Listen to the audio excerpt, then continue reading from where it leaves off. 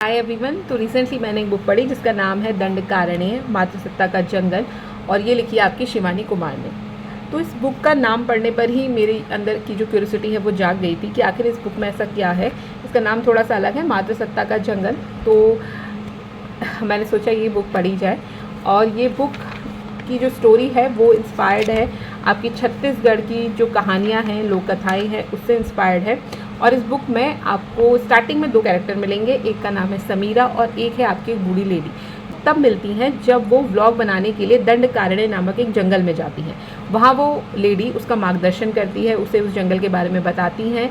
और जब समीरा कहती है कि मुझे इससे रिलेटेड और भी स्टोरीज़ जाननी है, तो वो बूढ़ी लेडी उसको और सारी स्टोरीज़ बताती है। लेकिन जब आप समीरा और उस बूढ़ी लेडी के बारे में, मतलब उसका जो चित्रांकन किया गया है ना, जो उसको लिखा गया है, वो बहुत सुंदर लिखा गया है। मतलब आपका मन करेगा कि काश यही स्टोरी आगे बढ़ती, लेकिन राइटर कुछ और कहना चाहती हैं।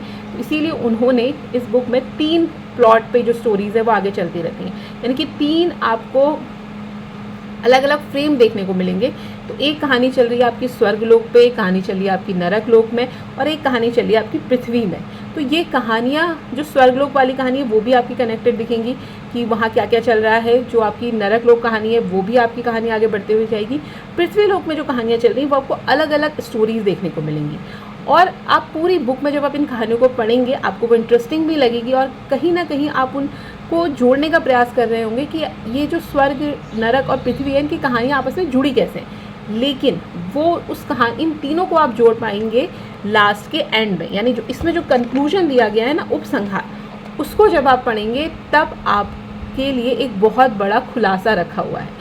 तब मतलब आपने जो स्टोरीज़ पढ़ी है ना, उसको आपको पढ़ने का नज़रिया और लास्ट में बिल्कुल चेंज हो जाएगा कि आपको लगेगा अरे ये क्या हुआ, यानी कि रियल में जो स्वर्ग है, क्या वो सच में स्वर्ग है, क्या जो नर्क है या वो सच में नर्क है।